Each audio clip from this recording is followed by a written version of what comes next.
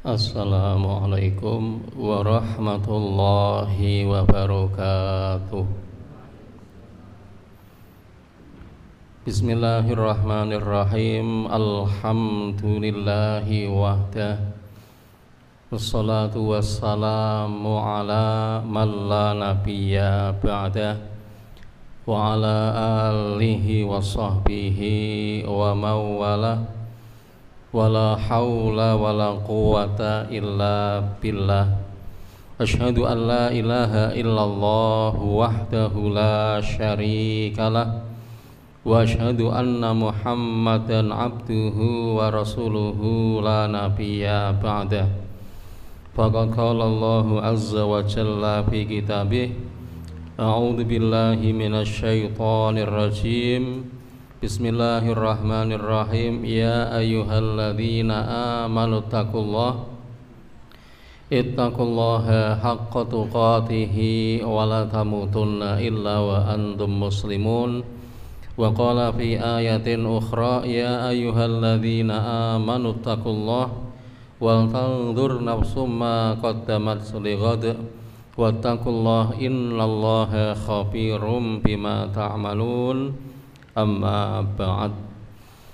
Wonten ngarsanipun para sepuh, para bini ingkang saged kula mulyakaken, BCM Paraan lan saya jajaran Tamir Masjid Al-Manar ingkang kula hormati, Imam Masjid Ustaz Tamim lan segenap para rawuh sami, Bapak Ibu jamaah pengajian rutin malam Selasa ingkang mugi dirahmati Allah subhanahu wa ta'ala. Gampar wakan monggo tansah kita mboten kandhat anginipun kita muji lan syukur, sebab esensi makhluk Allah nggih menika makhluk ingkang kawasanan hamba utawi kawula menika representasi saking bentuk pengabdian ora liya nggih tambah lan tansah nguwataken kesyukuran dhateng Allah subhanahu wa ta'ala. Mugi-mugi salawat ma'assalam konju atas Nabi kita Nabi Muhammad sallallahu alaihi wasallam, sumrambah keluarga, para sahabat lan umatipun ngantos yaumil kiamah. Bapak Ibu, di kesempatan yang amat sangat berbahagia dan juga gembira ini, kita akan coba membahas kajian yang berkenaan dengan yakni usul fikih. Usul fikih dalam manhaj yakni tarjih. Kenapa? Karena kita merasakan ada satu hajat untuk para warga bahwa hal-hal yang telah dirumuskan di tarjih pusat mestinya telah sampai ke tanah dan ranah bawah. Niki mestinya sampun dugi ten ranah bawah. Ning pangapunten kadang-kadang tidak sampai ke ranah bawah karena mungkin para penyampai karena waktu dan kesempatan belum sempat menyampaikan.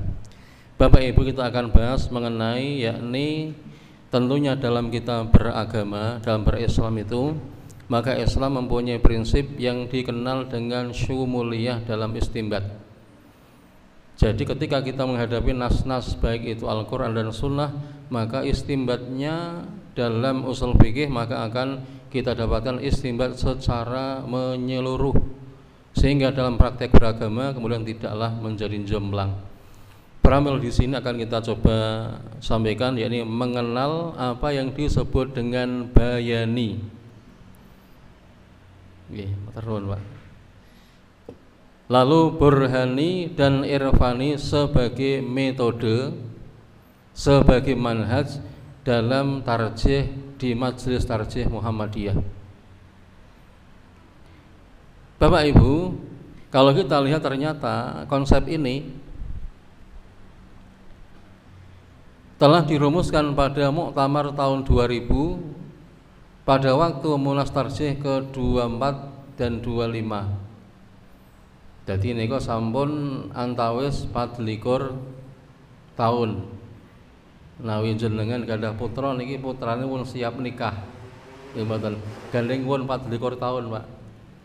Tetapi ternyata tidak semua ranah warga masyarakat di bawah kemudian memahami hal ini, tentang konsep ini, yakni yang menegaskan pendekatan bayani, burhani dan irfani sebagai manhaj atau metode pendekatan dalam tasdid dan spirit tarjih. Maka ada 3 pendekatan, satu pendekatan bayani, kemudian burhani, dan pula irfani. Nanti akan kita coba uraikan agar bisa diambil manfaat secara lebih sempurna. Bapak Ibu, hal ini tentunya pernah kita lihat. Ada seorang tokoh dari Timur Tengah yang bernama yakni Syekh Muhammad Abid Al-Jabiri. Dalam konsepsi berkaitan dengan Bunyah Al-Aqal Al-Arabi dan Takwin Al-Aqal Al-Arabi, maka beliau kemudian mencoba untuk merumuskan apa yang disebut dengan yakni bayani, burhani, dan irfani. Namun kemudian dalam tarjih tidak sama persis, buatan mirip Pak, tetapi hanya mengambil spirit dari pembagian tadi. Ada 3 pembagian, ada bayani, burhani, kemudian irfani. Sebelum ke sana, kalau badhe matur, kalau tidak kita pahami secara lebih dahulu akan ada satu salah paham. Nanti orang berkomentar, loh, iki Muhammadiyah selaku gerakan dakwah Islam, iki apa meneh? Ngoten. Lah kok keneh-keneh kok ana bayani, burhani, irfani iki apa ngoten niku? Apakah zaman Nabi dan sahabat ada ini, Pak? Nah, kadang kita disoal nggih, Pak, sampeyan kuwi nek beragama rasa aneh-aneh. Apa zaman Nabi ana sing arane bayani, burhani, irfani, Pak? Nah, tentunya ketika zaman Nabi bahkan yang dinamakan pembapan dalam fikih pun belum ada. Ngapunten, di zaman Nabi ada enggak Pak Ibu?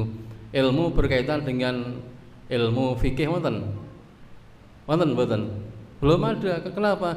Karena ketika zaman Nabi itu ayatnya turun, secara pemaparan ayat, surat, ya Quran, Nabi menjelaskannya. Kemudian munculnya ada keilmuan, ada fan ilmu, fun ilmu. Ini pada masa-masa abad-abad setelahnya. Nanti muncul ada ilmu hadis, mustalah hadis, ilmu fikih, usul fikih, ada ilmu tarikh, ada ilmu tafsir. Itu muncul setelahnya. Maka ketika zaman Nabi meligi, ya, Qur'annya turun, isinya ayat dawuh Allah, kalamullah, Nabi kemudian menjelaskan. Lalu ulama kemudian mendalami dengan kekuatan burhan mereka, kemudian meramu, nanti muncul usul fikih, sehingga nanti melibatkan ada bayani, kemudian burhani, dan lalu irfani dalam kita memahami nas-nas yang ada. Jemaah sekalian, ini Dr. Haidar selaku Ketua PP pernah menegaskan pentingnya warga Muhammadiyah selaku bagian umat Islam itu untuk berpegang pada 3 pendekatan sebagai metode dalam gerakan dakwah ini. Jadi harus punya pemahaman Bapak Ibu agar tahu bahwa ini yang kemudian dirumuskan dalam ketarjihan di Jam'iyah yang ada ini. Beliau menyadari bahwa kesatuan 3 pendekatan ini merupakan bagian ciri khas dari gerakan dakwah atau Jam'iyah Muhammadiyah. Jadi ketiganya ini agar kemudian dalam kita beragama kemudian tidak lalu jomplang Bapak Ibu. Kita coba kita kerucutkan. Yang pertama, pendekatan bayani. Apa ini? Yakni pendekatan nas Al-Quran dan Sunnah. Itu yang disebut dengan bayan. Al-Quran kemudian Sunnah. Al-Quran yang tentunya kalamullah dan dia adalah firman-Nya Allah dan tidak terhinggapi kebatilan sedikit pun dari depan dan belakang. Bahkan dia akan terus berjalan hingga yaumil qiyamah tanpa ada pengurangan dan tahrif. Ya, Quran menika le Allah menika dawuh lumantar Jibril dugi Kanjeng Nabi menika sing dangune 22 tahun 2 bulan dan 21 hari itu atau 23 tahun ini betul-betul satu firman Allah yang memang terjaga dari awal sampai akhir. Inna nahnu nazzalna dzikra wa inna lahu lahafizun. Al-Hijr ayat 9. Inna nahnu nazzalna dzikra, sesungguhnya kami telah menurunkan al-dzikra, Al-Qur'an, wa inna lahu lahafidun, dan sungguh kami kepada Al-Qur'an lahafidun, benar-benar menjaganya. Jadi Qur'an niku panci terjaga dening Allah, lumantar para kawulane sing do nekuni hafalan Qur'an. Bahkan Qur'an niku Bapak Ibu kitab yang luar biasa. Mboten wonten kitab-kitab liyane Quran sing iso dihafal ten sak njabane sirah. Dadi ra enek nggih kitab liyane kok dihafal sak njabane ndas niku lho Pak. Di luar kepala Pak. Mboten wonten. Ya, hanya Quran yang bisa dihafal dari A sampai Z, dari Al-Fatihah sampai An-Nas yang tidak cecer walaupun satu huruf. Ini hebatnya Quran, menandakan Quran menika kalamullah bukan makhluk. Ingat, Quran itu kalamullah ghairu makhluk, bukanlah makhluk. Maka di HPT itu di Kitabul Iman dikatakan bahwa Quran adalah kalam. Maka Quran bukan ciptaan Allah, ning menika kalamullah. Maka nanti perlu untuk studi lengkap tentang ulumul Quran. Menika cetha 114 surat, 30 juz, 6000 sekian ayat. Kalau Imam Az-Zamakhsyari mau menyebutkan agar mudah dihafal, kata Imam Az-Zamakhsyari, yakni jumlahnya 6666. Niku ben gampang dihafal. Jane mboten dugi semonten niku. Ning para ulama berbeda pendapat tentang berapa jumlah ayat dalam Al-Qur'an. Kemudian hadis tentunya adalah bayan dari Quran. Pramila Quran menika tanpa sunnah, maka tentunya tidak bisa kemudian dieksekusi dalam aplikasi ranah keilmuan untuk diamalkan praktisnya Bapak Ibu. Apa contohnya? Quran mengatakan wa aqimus sholata wa atuz zakah warka'u ma'arrakiin. Tegakkanlah salat, bayarkanlah zakat, dan rukuklah kalian bersama orang-orang yang rukuk. Satu perintah salat, kedua zakat. Ning nek tanpa hadis Nabi tangih lamun kula jenengan saged nglakoni salat. Karena di Quran salat hanya disebutkan dalam 3 waktu. Lalu hadis menjelaskan ada 5 waktu yang wajib. Kemudian kaifiyahnya mulai berapa jumlah rakaatnya. Lalu rentang waktunya. Kemudian mana yang wajib dan yang bukan. Ini hadislah yang kemudian memberikan penjelasan. Quran menyuruh kula panjenengan untuk menegakkan sholat Jumat. Quran mengatakan dengan tegas di surat Jumat, idza nudiya lis-sholati mi yaumil jum'ati fas'au ila dzikrillahi wa dzarul bai'. Ya, Quran mengatakan kalau kalian telah disuruh untuk menegakkan Jumatan, maka tinggalkanlah jual beli dan bersegeralah untuk ingat kepada Allah. Ning pelaksanaan Jumat ada azan sekali, khutbahnya 2 kali, rukun khutbahnya, kemudian sholatnya 2 rakaat Jumatannya. Ini yang menjelaskan ialah sunnah Kanjeng Nabi. Maka kalau Quran tanpa sunnah, maka tidak mungkin bisa diaplikasikan secara praksis. Terus kedua-duanya menjadi sumber yang mausub, yakni landasan dalam berislam, Al-Quran dan As-Sunnah. Kemudian Kanjeng Nabi telah mensabdakan Bapak Ibu di satu hadis yang disebutkan pada kitab Ashabus Sunan, bahkan juga Imam Al-Jamaah juga telah menyebutkan sekalian, bahkan riwayatnya cukup banyak Pak. Yang mungkin kita kenal salah satu redaksi matanya, taraktu fikum amrayni lan tadillu abada ma in tamassaktum bihima kitaballah wa sunnata nabiyhi. Aku tinggalkan pada kalian 2 perkara di mana kalian ketika berpegang teguh dengan kedua-duanya tidak akan pernah sesat selama-lamanya, yakni kitabnya Allah dan sunnahnya Kanjeng Nabi. Maka Quran dan sunnah ini menjadi 2 perkara yang harus tetap kita lazimi dalam kita beragama. Itulah maksud pendekatan yang disebut dengan pendekatan bayani menika. Nah, kalau kita enggak terangkan, kadang ada orang sing rada anu Pak, begegek Pak, ora. Sing penting nek teke ngoten nggih, ngoten mawon niku lho. Wis rasa dipikir ngoten Pak. Nanti coba akan kita lihat ternyata ketika kedua sumber ini ketika cara memahaminya keliru maka akan berdampak yakni keliru atau luput ugi menika. Yang kedua, pendekatan burhani. Wangsul malih bayan menika cetha Al-Qur'an dan sunnah, nas, teks. Ya, Al-Qur'annya, sunnahnya. Burhani adalah pendekatan dengan penggunaan nalar untuk memahami kebenaran.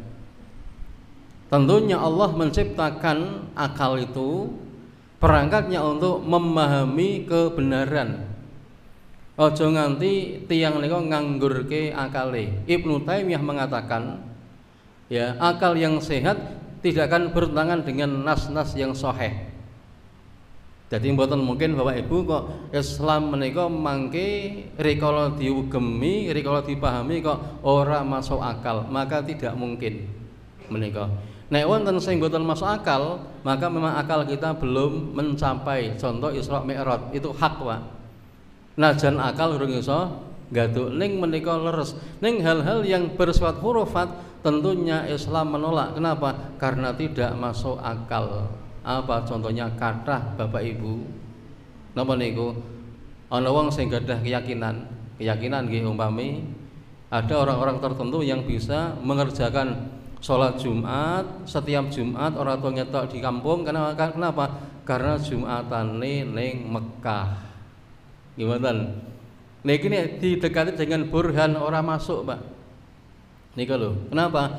Karena orang mungkin Jumatan kok ning maka senajan nika ngomong rada ngendikane rada mantep nggih, mungkin mantep berapi-api begitu.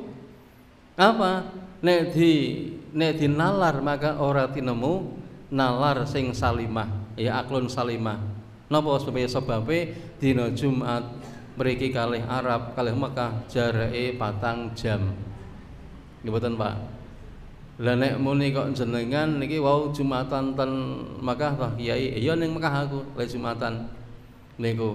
Lah niki sakniki nembe jam 1:30 Kiai, Mekah durung adzan. Wong niku isih jam 8. Nggih jam 09.00 durung Jumatan lho Pak niku. Nah, maka apa? Kembali bahwa Islam nika ora nganggurke akal nika. Ngapunten. Ada orang-orang yang kemudian meligi menggunakan pendekatan bayan saja, Pak. Ora pokoke aku berislam pokoke Quran hadis tak pahami nase opanane. Niku mangke saged ya masuk ke jurang yang salah. Contohnya wong-wong khawarij sing mereka mengatakan kami berpegang dengan nas. Apa? Kemudian dampaknya mengkafirkan muslim yang tentunya masih Islam, Pak, dikafirkan. Namun dengan satu nas, Bapak Ibu. Nas nggih. Niki contoh mawon nggih. Nanti kalau ada nas yang lebih kuat ya kita ambil. Contoh. Ada hadis yang mengatakan man taraka sholata amdan faqad kafara jiharon. Barang siapa yang meninggalkan sholat dengan kesengajaan maka sungguh dia telah terang-terangan kufur. Akhirnya dengan satu ayat itu saja lantas dia menjatuhkan vonis tonggoku kayak kafir sebab ora Jumatan, ora sholat. Nyong muslim nyong sholat nih, sampean ra Islam ra sholat. Menika. Lajeng dengan nas lagi Bapak Ibu, apa? La yazni zani hina yazni wa huwa mu'min. Tidaklah berzina orang yang berzina ketika dia berzina dalam kondisi dia beriman. Oh, berarti ana wong sing zina kae ora iman kae, berarti wong sing zina kafir. Itu yang menjatuhkan mereka golongan ini apa? Untuk menjadi kelompok yang mudah mengkafirkan. Mengapa? Karena mereka hanya pendekatan bayani tanpa kemudian pendekatan burhani, Pak. Menika. Jadi ana wong zina kafir, wong keplek kafir, ora salat kafir. Kabeh kafir, Pak. Bahkan di televisi Al Jazeera pernah diwawancarai seorang yang asalnya dari Somalia. Ini Somalia loh, Pak. Somalia, dia diwawancarai di TV itu. Dia mengatakan, di alam ini sekarang sudah nggak ada satupun yang beriman dan Islam kecuali hanya saya. Ini loh Pak, orang yang mewawancari kaget, loh kok bisa ya? Karena semua di alam ini sudah menyimpang dari Quran dan Sunnah, kafir semuanya mereka. Yuk, saya Islam siapa? Saya ini saja. Lah kula ndelok yo gur mesem tok kok ngene to iki. Ya modele menungsale ngoten. Kenapa? Karena terlalu saklek, Pak. Maka tidak aneh ketika Ustadz Adi Hidayat itu dibantai entek-entekan, Pak. Nggih mboten, ketika beliau di Universitas Muhammadiyah Riau to. Nggih, Riau niku. Niku namung mewawancarai mahasiswa non muslim niku lho. Hanya nggathokke aja dibantai. Ini ada kula nggih maca. Apa? Adi Hidayat telah kafir. Niki lho, Pak. Di Facebook sudah kafir. Dan orang yang tidak mengkafirkan dia juga kafir itu loh. Berarti sing do teko kafir kabeh ngene iki nggih. Nggih mboten. Kafir kabeh. Nek kula kon ngafiri ki ambek ora mungkin mboten. Ya. Loh, siapa toh kita kok mudah mengkafirkan? Ini. Lalu kalau berislam hanya burhani saja, Pak, nalar tok. Nanti jatuhnya ke kalangan Mu'tazilah. Napa Mu'tazilah? Kenapa? Karena berislam hanya mengedepankan akal. Bahayanya ditinggal, Al-Qur'annya dianggurke, hadis ra dienggo. Akhire kabeh niku akal. Akhirnya masuk ke golongan Mu'tazilah menika. Maka yang pertengahan bukan Mu'tazilah, bukan Khawarij, Pak, ning Ahlus Sunnah wal Jamaah, Ahlul Haqqi was Sunnah. Ini sing berislam dengan cara pertengahan. Ya, nanti akan kita coba terangkan yang namanya ayat Al-Qur'an tentunya ya perlu didekati dengan pendekatan burhan. Dan maaf, ini tidak meninggalkan pendekatan salaf, bukan, Pak, jangan salah. Karena sing aran berislam itu kabeh muslim kudu kabeh salaf. Kenapa? Wong salaf niku Kanjeng Nabi, sahabat, tabi'in. Nek ora salaf sasar, Pak. Niku lho, ning sing salah kadang kita rumangsa paling salaf dhewe niku lho, masalah niku. Ya, sing aran muslim dari Maroke sampai Merauke semua wajib salaf. Kenapa? Salaf niku Kanjeng Nabi kita itu. Sahabat Kanjeng Nabi kita itu salaf namanya, Pak. Nah menika lho. Pendekatan ini tidak mencerabutkan dari akar salaf, tidak. Menika wong Muhammadiyah ya gerakan dakwah yang mabdanya Quran dan ini metode pendekatan dalam usul fikih niku lho. Nih kalau motor ben berarti cetok nggih niki. Mungkin nek salah tombol malah iki pengajian kok yo ngajar ke apa iki niku. Lha iki mun dangu ora tekan warga karena enggak pernah disentuh, Mbak, masalahnya. Lah kula keroyo-royo ben do somo sinobar nggih tak sentuh bab niki. Nggih. Yang terakhir irfan, Pak, irfani menika pendekatan yakni qalbu. Hati, Pak. Syuur nggih, rasa. Ning nek berislam kok namung rasa tok nggih. Nanti dadine zindik, Pak. Nggih mboten. Dados napa? Zindik. Mangke do muni ngeten niki. Mas, sing penting kula niku eling karo Gusti Allah, Mas. Ora sah salat. Cukup kula nggih mun eling kok. Napa niku? Yo landasane ayat, Pak. Aqimis sholata li dzikri. Nggih mboten. Wonten ayat niku. Aqimis sholata li dzikri, tegak kana salat untuk mengingatku. Lah wong nyong kuwi bendina wong eling kok, Pak. Galeng menungso eling nyong ya ora salat. Nggih. Akhire dadi zindik niku lho. Nek bahayane tok mangke ya cara mendekati agama tentunya apa? Nek bayan saja nggih. Tentunya apa? Nanti akan masuk pada golongan yang tadi itu. Ya, gini kalau Pak Khawarij sih, ngono lho. Ning nek Burhani tok niku Mu'tazilah, ning nek Irfani tok zindik mangke. Maka Ahlul Haq was Sunnah semuanya include diamalkan dan diterapkan dalam ranah kehidupan. Quran hadise ya kedah difahami dengan kuat. Ora kena ninggal hal ini Bapak Ibu. Yang kedua, nalar difungsikan ben ora masuk ke khurafat. Ya, bahkan sekarang kan banyak orang-orang yang tujuannya ben membius jamaah, bendo napa, bendo tunduk, mangke patuh, lek dikon yo manut, petok ya kudu cium tangan, ngiwatan. Akhirnya apa diikat dalam sebuah keyakinan sing kadang rada khurafat. Apa kata mereka? Kakek saya, buyut saya sehari mi'rajnya 70 kali ngiwatan. Nanti pirang Pak jenengan? Nggih, niku lho. Kakek kami mi'raj sehari 70 kali lho. Mosok Kanjeng Nabi aja Nabi Rasul Nabi sing termulia, Nabi Isra Mi'raj hanya sekali. Ya, kakek kami bermi'raj sampai sehari 70 kali. Bahkan mbah-mbah saya, datuk saya dulu ya, bisa nolong orang walaupun dia belum lahir, bisa nolong Pak. Masih bentuk roh niku lho iso nolong. Lah ngoten-ngoten ya burhanine ndi? Nggih. Qul hatu burhanakum in kuntum shadiqin.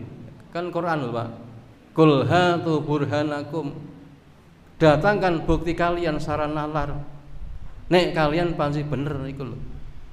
Nah, menika. Maka ketiga-tiganya harus kemudian simultan berkelindan, aja nganti jomplang. Bapak Ibu,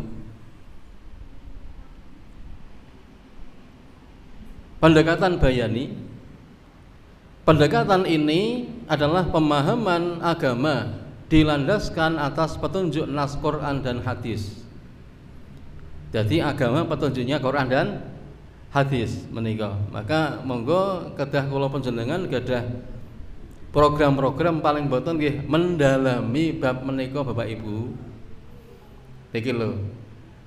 Kula jenengan pun tindak ngaji ngaten sae, ning paling boten monggo ten dalem dilengkapi lah ngoten niku. Wong sing aran klambi kudung nggih jilbab niku 5 lemari Bu, nggih mboten, kebek niku lho. Lah kok Quran terjemah ora duwe, Pak. Niki sing ra diterjemah Quran wonten mboten niki? Kok do mendel niki? Wonten, Pak. Quran harus punya, nggih. Ya syukur bagi dilengkapi tafsir Ibnu Katsir. Yang 5 jilid kalau asli Arab gundulnya, Pak. Nek terjemahane terbitan pustaka Baru Al-Ghazindul niku 30 jilid niku. Regane mung 2.800 niku. Nggih. Niki Quran ada Bu, tafsirnya. Kemudian hadis juga sama, monggo dilengkapi koleksinya. Paling mboten lah 3 hadis, 3 kitab nggih. 1 Bulughul Maram, hadis ahkam niku. Yang kedua Riyadhus Shalihin. Nggih, napa harus ada Riyadhus apa? Shalihin. Yang ketiga paling boten Arba'un Nawawi lah niku sing paling tipis niku, Pak. Ini harus punya di rumah itu. Nah, nanti kemudian kitab himpunan tarjih dan yang lain nih, TJA dan yang lain nanti dan juga buku-buku yang lain yang digunakan referensi. Ini sekarang banyak orang yang sudah merasa malas beli buku. Kenapa? Karena sekarang sudah era digital, Pak.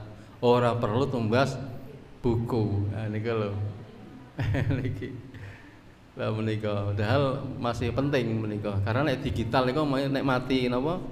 Mati HP-ne kujur ngoten, Pak. Bingung. Ning nek gadah secara fisiknya ada bukunya, kitabnya, Qur'annya, maka ora bakal mati digital itu niku. Tetap bisa dibuka menika. Menika. Allah berfirman, "Iqra bismi rabbikal ladzi khalaq." Ya, kita diminta baca, Pak. Bahkan ayat pertama turun apa? Iqra. Ya, bahasalah dengan nama Tuhanmu yang menciptakan. Maka Islam dari awal sudah kenal dengan literasi. Islam telah punya pendekatan dengan pendekatan teks nas niku lho, apa? Agar kita membaca. Ya Quran ini monggo diwaos. Sunnah-sunnah gitu diwaos. Pendekatan nas ini dijamah atau dirambah. Ya, berselancar dengan Quran dan sunnah. Bahkan nek kula panjenengan nek mendalami 2 sumber ini waktune ora bakal cukup. Contoh kitab Sahihain nggih, kitab Bukhari Muslim. Bukhari pun 4 jilid, Pak. Minimal. Muslim 4 jilid. Mboten. Niku urung terjemah niku. Nanti belum Sunan Nasai, Abu Dawud, Tirmidzi, Ibnu Majah. Niku nek digabung pun 16 jilid niku paling buatan. Nanti Musnad Syafi'i 2 jilid. Nanti Musnad Ahmad 8 jilid. Nggih. Nanti belum yang kitab Mustadrak dan yang lain. Wow, ini waktunya mboten bakal telas. Kenapa? Karena memang kebendaraan Islam itu turusnya luar biasa. Sehingga kalau panjenengan mestinya semangat kembali kepada tinggalan para salaf, yakni kitab-kitab turas untuk mendalami Quran dan sunnah ini. Ini pendekatan bayani. Jamaah sekalian, istilah bayan ternyata telah ada sejak zaman Imam Syafi'i. Maka sejak zaman Imam Syafi'i menika sampun wonten istilah bayan. Menika ten kitab Ar-Risalah, kitab usul fikih yang tertua. Menika asmani kitab Ar-Risalah karangan Imam Syafi'i. Menika sudah ada penjelasan masalah apa makna dari bayan. Tiadalah musibah atau kesulitan menimpa seorang ahli agama Allah kecuali dalam Al-Quran terdapat dalil sebagai jalan bayan di dalamnya, jalan petunjuk di dalamnya. Maka apa? Kehidupan telah lengkap dengan adanya Quran dan sunnah untuk jalan kita meniti. Apapun kesulitannya yang berkaitan dengan hukum, maka Quran dan hadis itu telah mencukupi. Kenapa? Karena tidak lekang dengan zaman. Itu pentingnya nanti fungsi dari istihad. Kenapa? Karena istihad terbuka sampai hari kiamat. Menika dados Al-Quran kemudian sunnah lalu istihad, Pak. Menika. Sementara sebagian kaum muslimin mereka mengatakan istihad telah tertutup. Al-istihad mughlaq. Ya. Istihad telah tertutup semenjak Imam 4 mereka telah meninggal dunia. Akhirnya kemudian ya hanya mengatakan yang penting kita berislam itu hanya ikut dengan 4 imam saja. Kenapa? Istihad sudah tidak boleh lagi gitu. Padahal istihad akan terus terbuka hingga hari kiamat. Ya, kenapa? Karena persoalan umat terus muncul bergantian, bahkan muncul yang baru. Solusinya dengan istihad lewat landasan Quran dan sunnah. Kenapa? Quran dan sunnah adalah dua sumber yang tidak pernah lekang dengan zaman. Menikah. Landasan pertama Al-Quran, kemudian sunnah. Jadi Quran kemudian apa? Sunnah. Wandene ra'yu atau nalar juga ditempuh untuk menghubungkan persoalan baru dengan ketentuan yang sudah ditetapkan oleh nas. Zaman riyin dereng wonten bayi tabung. Zaman Kanjeng Nabi dereng wonten rokok, ngoten Pak. Bayi tabung rong ana, rokok dereng wonten. Kemudian hal-hal yang baru, ya masalah apa hukum, misalkan pernikahan sekarang karena zaman keterbukaan IT, boleh enggak nikah via apa niku? VC napa gitu. Via apa niku nggih? Video call misalkan. Ini kan qadhaya baru, Pak. Itu. Maka apa? Tentunya pemahaman dengan ra'yu ini nanti penting, tetapi tidak meninggalkan esensi dari nas-nas tadi itu. Menika. Jadi sunnah menempati posisi kedua sebagai bayan Al-Quran. Jadi sunnah Nabi menika Pak, nika minangka bayan penjelas saking Al-Quran nika. Niki lho. Jadi posisinya adalah kedua, Al-Quran kemudian dibayankan dengan sunnah. Maka kedua-duanya harus disandingkan, tidak bisa dipisahkan. Menika ada orang yang kemudian mengatakan kami hanya nyekel Quran tok, akhirnya jadi golongan ingkarus sunnah atau kalangan Quraniyun, orang-orang Malaysia. Kenapa? Golongan ingkar sunnah.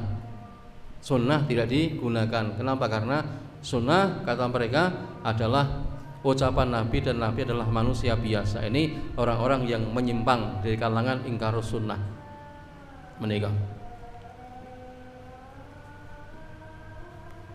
Menikah surat An-Nisa ayat 59. Allah berfirman, fa in tanaza'tum fi syai'in, apabila kalian berselisih pada suatu perkara, farudduhu ilallah war rasul, maka kembalikanlah kepada Allah, ya Al-Qur'an, war rasul dan hadis. In kuntum tu'minuna billahi wal yaumil akhir, jika kalian tu'minuna billahi, iman kepada Allah dan hari kemudian, maka rujukannya adalah kembali pada Quran dan sunnah. Menikah. Baik, karena sudah adzan, kita sigek sebentar untuk kita dengarkan adzan dulu. Kita teruskan Bapak Ibu. Kemudian natijah atau kesimpulan dari pendekatan bayan. Ya, natijahnya. Dengan demikian pendekatan bayani berlandaskan pada petunjuk Al-Quran dan Sunnah. Menika pendekatan bayani. Terus menika tetap pendekatan ingkang wonten kaitanipun kalih Quran dan Sunnah. Pendekatan bayani disebut pendekatan tekstual. Pendekatan teks, Pak, nas niku lho. Karena Quran kan nas, yang disebut dengan dalil nakli niku nas. Nas Quran dan Sunnah niku dalil nakli karena bentuknya nakal, Pak, nukilan dari firman dan sabda Rasul menika. Karena menekankan nas sebagai pijakan norma agama. Sebab norma agama nggih nas kalau wau Quran dan Sunnah niku memang pijakan dalam kitab beragama. Salajengipun pendekatan burhani. Ya kul hatu burhanakum in kuntum shadiqin. Apa burhani ini, Bapak Ibu? Pendekatan burhani adalah penggunaan akal, ya, aklun salim, akal yang selamat, yang sehat, untuk memahami bayan, untuk memahami nas. Karena ada hal-hal yang terkadang dibutuhkan untuk penggunaan akal dalam menggali istimbat niku lho. Apa contohnya? Ngeten, contoh. Niki contoh sing paling ringan mawon. Kanjeng Nabi nate dawuh mekaten datang para sahabat. Janganlah kalian buang air dengan menghadap ke kiblat atau membelakanginya. Cetha nggih? Jangan buang air ora kena bebucal BAB, BAK menghadap kiblat atau membelakanginya. Walakin syarriku aw gharibu, kata Nabi. Tetapi menghadaplah ke arah timur atau ke arah barat. Sampun nyaut niki Pak, Ibu-ibu. Coba kalau kula panjenengan sing mahami langsung dipahami lho Pak. Jangan buang air besar, air kecil menghadap ke kiblat atau membelakanginya, tetapi menghadaplah ke timur atau ke barat. Yuk pripun iki? Gimana? Coba jenengan maca tektok niku lho Bu, tanpa nggunakake nalar. Saged mboten niku? Lho iki piye toh kok rasa dipahami ya? Kenapa? Ini butuhnya mengetahui, yakni wakil sejarahnya Pak. Nabi ketika dawuh beliau di kota Madinah. Madinah itu utaranya kota Mekah. Maka kiblatnya kota Madinah menghadap ke arah selatan. Maka pas kata Nabi apa? Kalau buang air besar, air kecil jangan menghadap ke arah kiblat atau membelakanginya. Ngadep kiblat berarti ngidul. Kalau membelakangi berarti ngadep ngalor nggih. Tetapi menghadaplah syarriku aw gharibu. Madhep ngetan apa ngulon. Niku namung contoh nggih pendekatan burhan, Pak. Contoh yang lain di Quran Al-Baqarah ayat 233. Quran mengatakan menyusui menika, nusoni menika untuk ibu-ibu datang putrane menika haulaini kamilaini. Wal walidatu yurdina auladahunna haulaini kamilaini. Al-Baqarah 233. Para ibu itu menyusui anak-anak mereka selama 2 tahun sempurna. 2 tahun niku berarti 24 bulan. Lajeng ten Al-Ahqaf ayat 15, seorang ibu itu mereka hamil dan menyusui salasuna syahra selama 30 bulan. Wa hamluhu wa fisaluhu salasuna syahra. Al-Ahqaf ayat 15. Dia mengandung dan menyusui selama 30 bulan. Niki nasi lho Pak, bayane lho niku. Al-Baqarah 233 lajeng Ahqaf 15. Cobi nek maca tok ngoten pripun wae. Lho, iki nusoni nggih berapa? 2 tahun alias 24 bulan. Dan niki ngandung dan menyusui 30 bulan. Padahal sing aran hamil kan 9 sasi. Loh, Qur'ane kok ora majas ya? Nggih mboten, Bu. Qur'ane akurat apa ora iki? Wong nyatane wong sing namanya hamil kan 9 bulan. Coba ini Allah berfirman hamil dan menyusui selama 30 bulan. Berarti kan nek ngoten hamile mung 6 sasi to Pak niku. Loh, iki Qur'ane bener apa ora iki? Wong nyatane ning kamai kula niku ngoten. Ibu nek ngandung niku 9 sasi 10 dina. Inilah pentingnya burhan. Ulama kemudian dengan burhan salimahnya lalu mengambil istinbat. Oh, berarti dengan 2 nas ini Al-Baqarah dan Al-Ahqaf ini maka Pak maknanya wanita hamil itu paling sedikitnya 6 bulan. Jadi nek wonten ana bocah lanang wedok kok nikah lajeng namung hamil 6 bulan kok lahiran Pak, itu sudah sah sebagai anaknya. Kenapa? Itulah istimbat Qur'annya dengan burhani kalau mau. Ojo mangke terus mengisukan lho kae kok nembe nikahan 7 wulan kok lahiran. Anak sapa kae iki mboten dicurigai Pak. Quran mengatakan hamil niku minimal 6 bulan. Apa? Ayatnya mengatakan tadi itu. Ya, menyusui 2 tahun, hamil nyusui 30 bulan. Berarti minimal ngandung niku 6 sasi. Nek wonten bocah lanang wadon kok nikahan 6 sasi lai hamil lahiran, maka sah sebagai anaknya, Pak. Nah, nek wonten kok bocah wadon kok ngandung wong 3 sasi lahiran, niku anak gendruwo niku. Nggih mboten. Ora sah Bu niku. 3 sasi mesti ana aneh-aneh mesti niku. Lek 3 sasi kok lahiran niku lho, Pak. Alasannya ini bayi percepatan niku lho. Lah niku lho, ora mungkin, Pak. Maka 6 sasi paling cepet. Lajeng paling dangu nika keterangan ten hadis berapa? 4 tahun. Jadi nek wonten ibu-ibu niku sing hamil tekan 4 tahun aja napa nggih? Aja bingung. Kenapa? Memang hamil itu minimal 6 bulan, maksimal 4 tahun. Niku lho. Nanti wonten mboten piyantun paraan sing 4 tahun boleh hamil. Dereng nggih. Niku. Niku nek wonten cerdas biasane, Pak. Anake cerdas niku. Imam Malik bin Anas ten kandungan ibune nika 3 tahun. Menika wonten sing ngendika 2 tahun. Wah, ya Allah, ini ibune lagi ngandung selama 3 tahun, Pak. Ya ora mohal lahir kok cerdas nggih. Niki Imam Malik subhanallah, seorang imam Darul Hijrah, imam kota Madinah dan tidak pernah nyantri kemanapun kecuali di Madinah saja, Pak. Ning mesa dadi ngalim niku lho. Coba Imam Syafi'i beliau mayang-mayang sekian kota lho. Lahir teng Gaza, gede ning Mekah, sinau ning Mekah, Pak. Terus pindah ke Madinah li sinau niku lho. Tan Imam Malik pindah malih ten Irak di Baghdad. Baghdad pindah ke Syam. Ning Syam ke Mesir itu loh. Ini sampai sekian banyak le pindah niku loh. Imam Ahmad bin Hambal dari Baghdad belajar sampai ke Yaman, pernah ke Mesir, pernah ke Mekah itu, kemudian ke Yaman. Tapi Imam Malik hanya di Madinah saja niku loh.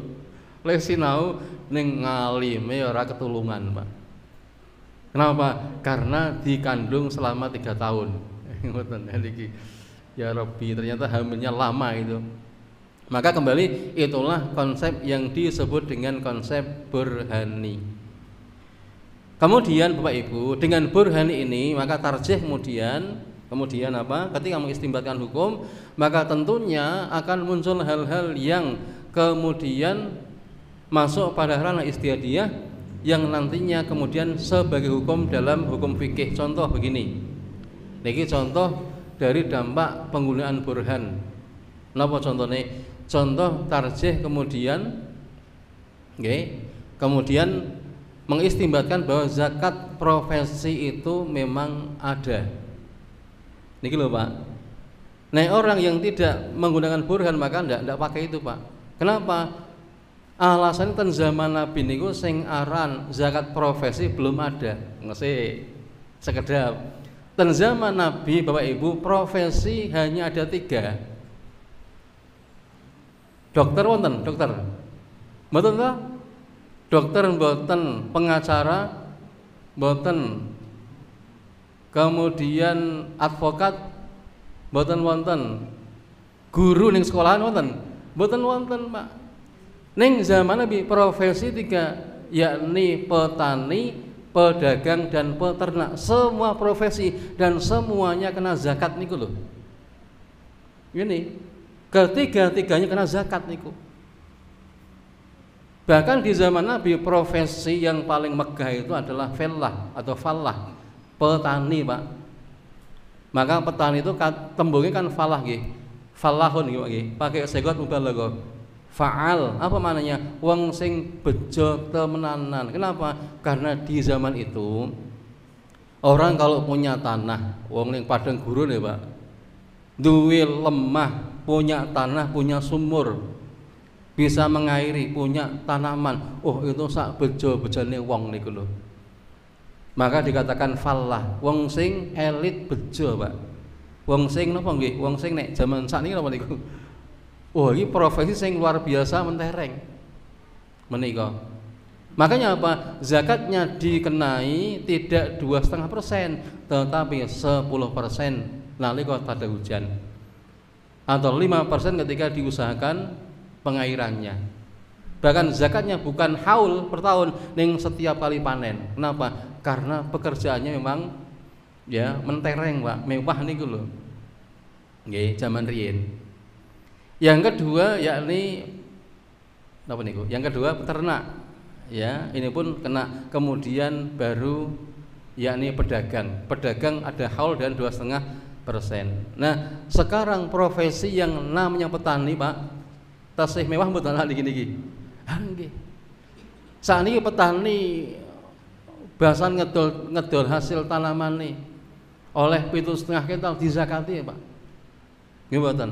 Kalau zakat ini ku 7,5 kintal kalau zakat, Pak. Petani niku lho. Padahal nilainya ora sepiraha. Nggih, wajib zakat. Bahkan ben panen. Sementara dokter kandungan sing sesasi oleh 100 yuta kok bebas ora zakat iku pripun? Nggih mboten. Cobi niki ngapunten kula mboten kok mengajak untuk sesat lho Pak niki mboten. Ora niki. Ini kalau resmi matur karena tarjih begitu istimbatnya, Pak. Nah, dokter sesasi oleh 100 yuta glundung lho, Bu. Merdeka ora zakat. Petani sing ketinggalan niku zakat ya, Pak. Islam ini agama loh. Nggih. Maka istimbat burhani enggak main-main ini, Pak. Bukan yuk latah, bukan. Menika. Wah, nek sing aran dokter kemudian ya pengusaha kaya atau mungkin advokat kan gede gajine to, Pak. Ora kena zakat. Nek bab infak ya kabeh ya gelem nggih, Pak nggih. Ini kita enggak bicara infak, Pak. Ini zakat. Menika. Inilah maka apa? Dengan pendekatan burhani kemudian tarjih menyimpulkan bahwa profesi pun terkena zakat menika. Wondene kemudian ada yang tidak sepakat nggih monggo, wong sing aran fikih mesti ada perbedaan. Ning aja rumangsa paling bener dhewe niku masalahnya. Misalkan orang lain menolak, ora Pak, kami enggak akan pakai itu. Ya, nolak monggo. Ning ketika Tarsih mengatakan ada, ya dihormatilah itu. Menika. Ini apa? Ini dampak dari contoh metode burhani. Menika.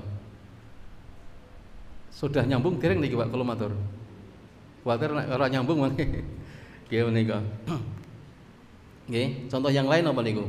Nggih banyak ya dalam sisi keagamaan, ya, pendekatan burhani nanti dalam sisi istimbat Bapak Ibu, penggunaan nalar dalam Islam terentang dalam proses istihad. Istihad itu adalah proses yang memang menggunakan nalar, Pak. Akal istihad niku lho. Sebab melibatkan perangkat keilmuan, nanti ada usul fikih untuk mendalami nasi, mulai ada nanti ada ya masalah mujbal, mubayyan, nasih, mansuh, am khas, thariqatul istimbat misalkan, syarat mustahid, itu lengkap Pak itu. Itu sisi istimbat. Ya. Kemudian pembuktian fakta di pengadilan ini pun pakai burhan, Pak. Nika lho. Jadi mengadili di pengadilan nggih tentunya dengan pendekatan burhani, maka muncul pasal-pasal di pengadilan.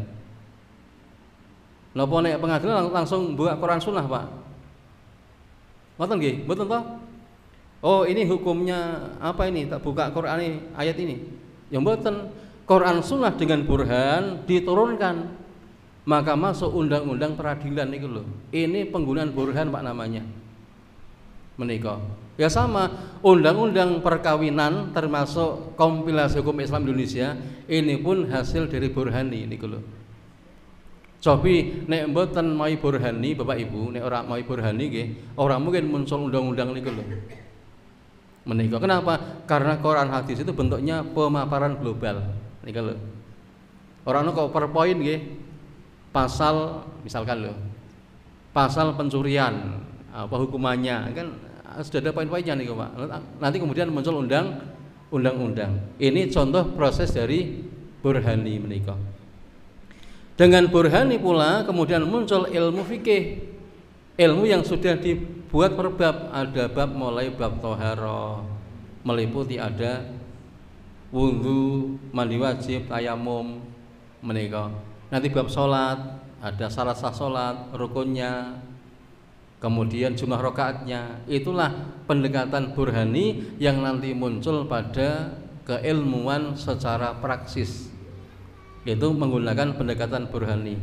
Refleksi fenomena alam untuk membaca tanda-tanda kekuasaan Allah. Ini pun juga menggunakan burhani menika. Apa? Penggunaan nalar untuk menyaring ya keagungan Allah menika.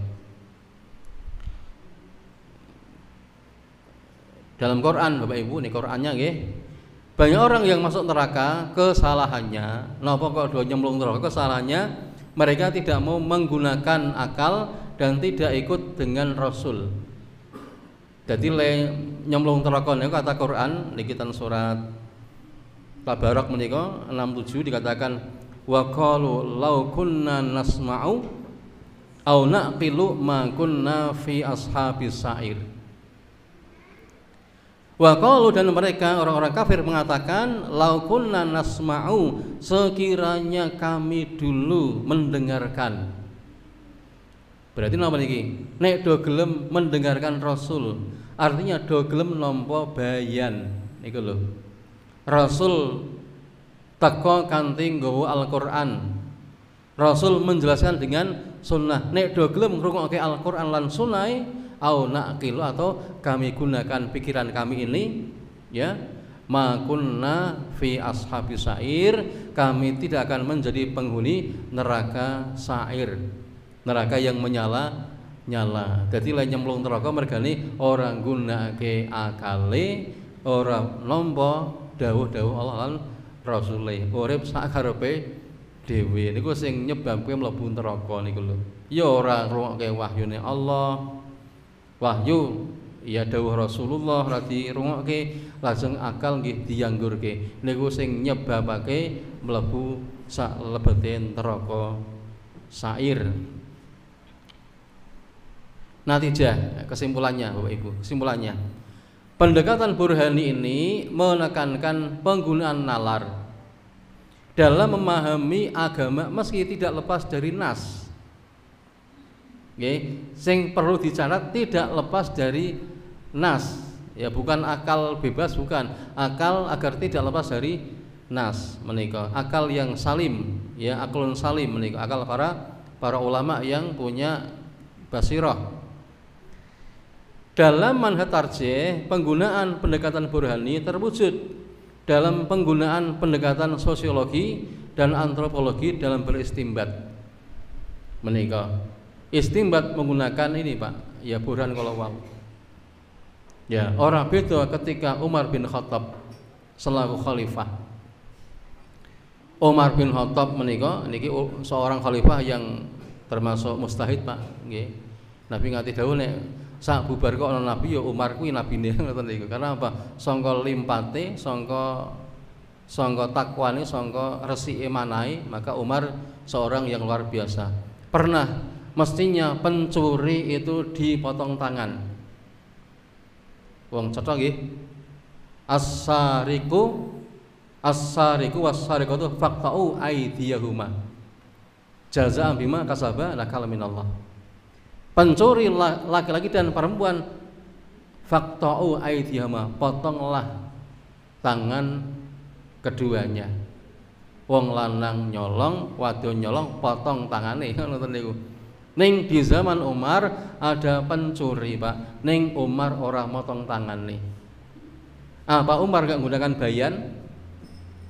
Apa mungkin masa Umar nggunakan bayan ninggalake nas Quran Sunnah? Ora mungkin, Pak. Ning Umar beristihad. Napa niku?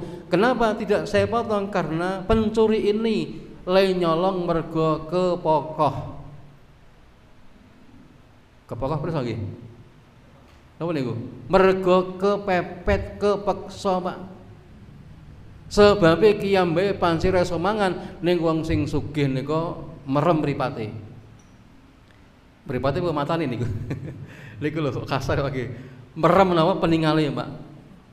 Ya, Umar ndelok pencuri ki ora kena dipotong tangan. Kenapa? Dia mencuri karena keterpaksaan. Wong sing sugih merem niku lho.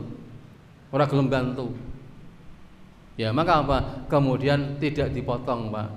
Apakah Umar meninggalkan nas Quran Sunnah? Mboten. Ning karena pendekatan burhan. Niku karena kondisi sosialnya orang ini orang mungkin dipotong. Niku lho Pak. Maaf ini sudah nyambung no direct niki Pak. Ya Allah, Islam itu luar biasa nggih.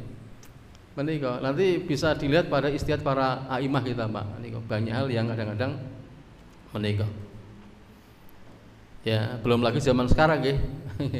Ada orang yang kerjaannya niku kadang-kadang sok napa niku. Ya Allah, ning kadang-kadang wong sing ora duwe ora kopen niku lho. Maka Nabi kan ate ngendika napa? Ya, ora bakal mlebu swarga napa niku? Wong sing wareg sementara tanggane kaliren. Ngoten. Mriki turune nganti ngleketer sebab kuwaregen niku, Pak. Ning tanggane sebelah omah niku kaliren. Nika lho. Ya di mana penggunaan burhannya? Ora dinggo niku lho. Ya, maka kadang-kadang penting untuk kemudian kita beristimbat kemudian apa? Ngatosaken babagan menika. Ya, bayan kalih burhan.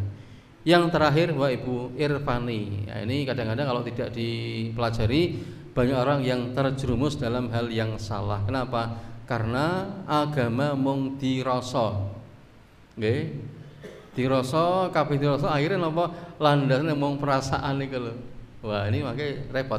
Nah, irfani maknanya pendekatan Bapak Ibu berdasarkan qalbu atau hati dan rasa atau syuur. Al-Qur'an ya, pada Al-Qur'an dikatakan hati menika pintu cahaya Allah. Ya, hati menika apa? Cahaya Allah. Hati manusialah yang bisa menghayati dan mengambil pelajaran dari kejadian yang buruk untuk nanti diperbaiki. Quran mengatakan inna fi dzalika ladzikra liman kana lahu qalbun. Ya, Quran mengatakan apa? Sungguh pada yang demikian itu benar-benar terdapat peringatan bagi orang-orang yang mempunyai hati. Maka apa? Berislam pun harus menggunakan basirah. Landasan bayanya Quran Sunnah dipegang dengan kuat, lajeng nalarnya pun digunakan ben ora khurafat, lajeng ati nggih difungsikan. Menika nek orang nganggo ati ya susah, Pak. Contoh ngeten Bapak Ibu. Nek wonten ibu-ibu niku sing ditinggal sedo garwane, nggih, misalkan hari ini tadi jam 4 sore ibu nggih, niku ditinggal sedo garwane, terus basan ditinggal kali sing kakung nggih sedo, angsal mboten ibu-ibu langsung nikah malih, Pak. Bisa mboten, Bu? Tidak bisa, ada masa iddah, masa menunggu untuk baratul rahmi, agar rahimnya suci dulu dari benih suami pertama. Nek le meninggal karena meninggal dunia sing kakung, maka masa iddahnya 4 bulan 10 hari. Nika patang sasi 10 dina. Ning nek dipegat, diceraikan bukan karena meninggal, nika 3 kali suci. Menika nek wedok. Ning nek para bapak, para suami, istrinya jam 4 tadi meninggal dunia, dia nikah lagi dengan orang lain, boleh nggak itu, Pak? Boleh mboten, Bu? Angsal, Pak. Nggih, kapesan langsung jam 4 niku meninggal. Dinyatake to pedok mun sedo, Mas. Alhamdulillah. Wis gede incengan, Pak. Langsung jarak 5 menit langsung angkat nikah karo incengane sing anyar. Sah mboten, Pak? Secara hukum sah. Ning secara irfan tekan boten, Pak, irfani. Ini irfani namanya, Pak. Niku lho. Maka apa? Muhammadiyah tidak hanya menekankan sing penting sah. Niku lho, Pak. Orang apa-apa sah kok gemburok akhirnya. Nek saya sah, Pak. Secara burhan bayani bener. Gimana? Ning irfani ora kena, mboten, ora nyaut iki mboten, Pak. Wong niki ditinggal mati jam 4 langsung jarak 5 menit kawin meneh kali wong liya. Pripun niku? Kula yakin tangga teparo bakal komplain to, Pak. Wong ora genah kae. Niku. Contoh lagi, Bapak Ibu, contoh malih. Ketika seorang suami dengan istri kemudian sudah lama agak kurang harmonis. Nggih, kurang harmonis. Hawanya arep menceraikan saja niku. Nah, di puncak ketegangan keduanya ini kudu pisah to niku, kudu pegatan. Dumadan dina niki wau jam 4 mertuanya sing kakung meninggal dunia. Nggih, mertua mati, Pak. Nggih mboten. Nah, suami ini ketika mertuanya meninggal dunia langsung istrinya diceraikan, boleh enggak itu, Pak? Secara hukum boleh enggak itu? Angsal mboten, Bu? Angsal. Kenapa? Cerai kapanpun boleh, asal bukan ketika masa haid istrinya. Boleh. Mau diceraikan malam hari, siang hari, hari Ahad, hari Senin, hari Jumat, monggo. Ya, termasuk ketika bapaknya meninggal dunia diceraikan anaknya, sah enggak ini? Sah. Ning secara irfani tekan mboten niku. Nek tekan yo kebangetan. Gimana? Lah mosok keseripahan yang lebih susah malah dipegat sisan. Itulah yang dimaksud pendekatan irfani di Muhammadiyah. Pramila sak mangke Bapak Ibu, contoh dalam aplikasi Fatwa Tarjih adalah masalah nikah siri. Neng bedakan nikah siri zaman ulama fikih dahulu dengan sekarang berbeda, Pak. Nek zaman dahulu nikah siri menika nikah sing umat-umatan tanpa saksi. Itu jelas tidak boleh.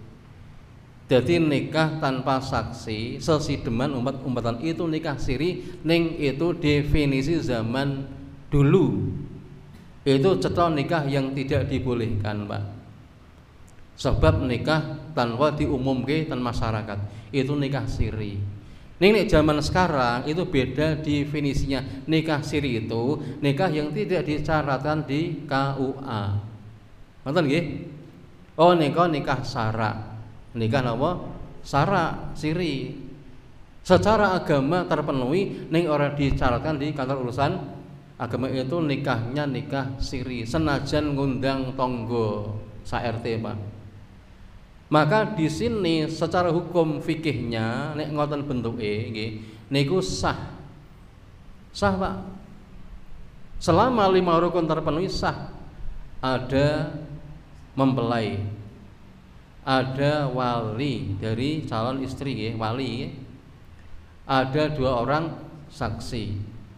Ada mahar, ada akad ijab kabul sah. Secara syarak niku sah. Kenapa? Karena memang disaksikan Pak syarat. Ning dia belum sah secara negara. Ngoten nggih? Ngoten niku pramila tarjih dengan pendekatan irfan mengatakan warga Muhammadiyah jangan menempuh cara semacam ini. Terus nggih? Muhammadiyah tidak mau nganjurkan warganya menikah siri senajan sah secara rukun nikah ning kok orang nekake kantor urusan agama. Maka tarjih mengatakan nikah semacam ini tidak direkomendasikan.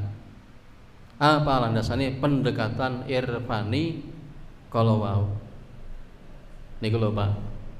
Nah, biasanya nek wonten kiai-kiai sing gelem nikah ke siri ngoten, biasane dudu Kiai Muhammadiyah. Nggih wonten, Pak. Cetha niku. Kula ning kampung nate kok nggih wonten sederek ajeng nikah, Bu. Wah, iki Pak, niki nek kudu ning KUA niku ndak malah kesuwen to. Sebabe sing ngurus napa niku? Ngurus surat ceraine niku lho, urung metu saka KUA. Padahal wis ngebet niku lho. Mbangane engko yo malah kejlomprong ning perzinahan, mbok yo dinikahke syarak dhisik. Lah saya lobi beberapa kiai, Pak Kiai Muhammadiyah, ora do gelem Pak niku. Ustaz Farhan Tontowi saung gontor nggih. Ora Mas, aku ora wani Mas bab kuwi. Ora wani, Pak. Kenapa? Karena Ustaz Muhammadiyah tetap berpegang dengan irfani ini, aturan tarjih. Kenapa? Ojo wani-wani nikahke siri. Akhirnya oleh YNU kersa. Nah niku lho. Pripun Yai? Kersa, siap pokoke. Nah niku lho. Nah niku.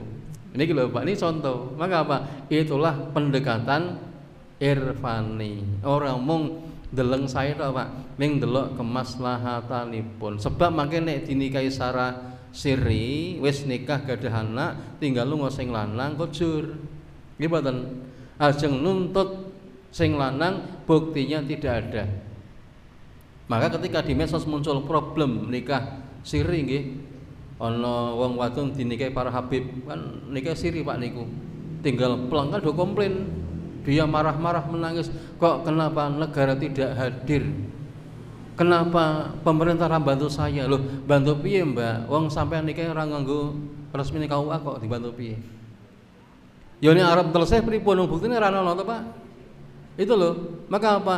Harus ada bukti bahwa Anda menikah. Buktinya dengan surat nikah. Nek niku wonten, maka apa? Pemerintah lewat kepolisian bisa selesai. Lewat PA bisa ngusut. Ning tanpa itu susah. Nggih, tinggal pleng pripun. Nah niku lho, nuntut waris ra iso. Kenapa? Karena buktinya tidak ada. Pramila Bapak Ibu, itulah yang disebut dengan pendekatan yakni irfani. Menika lho Pak. Bukan kemudian kok ya keneh-keneh mboten. Ini ketiga pendekatan ini adalah pendekatan yang digunakan tarjih dalam manhajnya. Bayani, burhani, kemudian irfani. Menika nanti akan muncul di beberapa fatwa tarjih. Yang terakhir Bapak Ibu, ini pendekatan ini maknanya adalah ihsan. Maka diambil dari sebuah hadis Pak, ihsan. Nggih. Irfani bermakna yakni khiyar lil khair ya, pilihan ke arah yang lebih baik menika. Kemudian sebagai sikap zuhud dan wara' menika. Dengan irfani harapannya hidup mengerjakan ihsan. Bukankah kita dituntunkan dalam hadis Jibril ada 3 marhalah, Islam, iman, kalih ihsan. Lengkap. Islam, iman dan ihsan. Ihsan menika sikap-sikap yang menuju ke arah ke rohanian yang lebih baik, hati yang bersih menika. Wara menika hadisipun anta budallaha ka'annaka tarahu fa illam takun tarahu fa innahu yaraka. Engkau beribadah pada Allah seakan-akan engkau melihatnya, dan jika engkau tidak melihatnya sungguh dia melihatmu. Ini memunculkan sikap ihsan, irfan kula wau. Kenapa? Karena dia yakin Allah senantiasa mengawasi dalam kehidupannya. Kemudian dengan ihsan ini, lewat irfan ini, Bapak Ibu, pendekatan irfan ini di Muhammadiyah lebih menekankan substansi rasa untuk menghayati kehadirannya Allah. Jadi urip ben rumangsa tansah Allah awasi niku lho. Dengan irfan ini apa? Kita merasa kehadiran Allah di tengah kehidupan kita. Allah mengawasi kita, membantu kita, nolong kawulane. Ya. Rasa untuk berempati pada sesama, ini pun irfan, Pak, ihsan. Dan rasa sebagai bagian dari dakwah kultural, dan rasa untuk menghindari keterikatan kuat dengan hal-hal duniawi yang subhat dan haram. Dengan ihsan ini kita hidup bisa lebih meninggalkan hubbud dunya. Niku lho, ben ati ora kelet karo donya, ben gadah sikap hati-hati, setiti, waspada lan pirai. Apa? Dengan sikap ihsan ini, irfan ini. Jadi kalih donya mboten mangas, mboten apa, mboten loba, mboten tamak. Ya, contohnya siapa? Gampang. Nabi kan orang yang terzuhud, Kanjeng Nabi, para sahabat. Ya. Contoh malih nek zaman kita di Muhammadiyah, Pak R, Pak. Pak R niku diparingi Pak Harto mobil, Pak. Karena beliau seorang ulama, ora pengen gelak ke sing nyai, napa ditampa. Nggih Pak Harto niki mobil kula tampa. Niku nek wong sing alim malah nampa, Pak. Nggih, menika ora nolak, nek ditolak malah napa menyakitkan to? Kok semangkean sampean iki nolak pemberian, ditampa niku. Bahasa ditampa mobile ora dienggo dhewe, Pak, ning diwehke, diparingi UMY. Kenapa? UMY belum punya mobil waktu itu. Pak Dasron Hamid, Pak Rektor, ini saya ada mobil, silahkan dipakai UMY, monggo tinggi UMY. Niki lho, Pak. Pak R diwehi Pak Harto diwehke lung niku. Nek kula jenengan pripun? Eman mboten, Pak? Ah eman. Niku ning sing aran wong warok zuhud niku ora eman niku lho. Lung ngoten. Eman apa? Karena irfaninya kuat menika. Ini Pak R lho, Pak. Nek kon urip sugih saking gampang beliau. Saking luar biasa nih. Pak R lho. Nek kon sugih gampang, Pak. Ning beliau sampai sedo belum punya rumah, Pak. Bayangkan. Saestu nika riyen manggon ten daleme ten Cik Ditiro nika napa? Nika rumah dinas PP Muhammadiyah. Sinambi sadian bensin ten ngajengan daleme niku. Sampai beliau kapundhut belum punya rumah Pak R itu. Sampai Pak Fauzi AR mengatakan abah ki kaya talang Pak. Talang plastik ki mboten. Nek oleh napa-napa niku napa banyune ora sisa niku lho. Niku lho, Pak. Ya Allah, ini Pak R. Nggih. Kenapa? Karena ihsannya kuat, maroknya kuat, ya. Irfaninya kuat. Apa? Mengantarkan tidak loba dengan dunia. Kenapa? Karena memang hidup tidak layak kalau mangas atau loba dengan dunia, urip dengan kemewahan, kemegahan ya di atas susahnya orang lain. Itulah ulama-ulama yang rabbani, ya, yang apa, yang irfani. Makatan semanten ingkang saged kita aturaken menika kajian ingkang kita aturaken masalah yakni ketarjihan dan pendekatan bayani, burhani dan juga irfani. Mugi-mugi saged dipun tampi kanthi terang terwaca lan pertela lan boten wonten gagal paham dalam kajian ini. Makatan semanten mari kita pungkasi dengan doa kafaratul majelis. Subhanakallahumma wa bihamdika asyhadu an la ilaha illa anta astaghfiruka wa atubu ilaik. Assalamualaikum warahmatullahi wabarakatuh.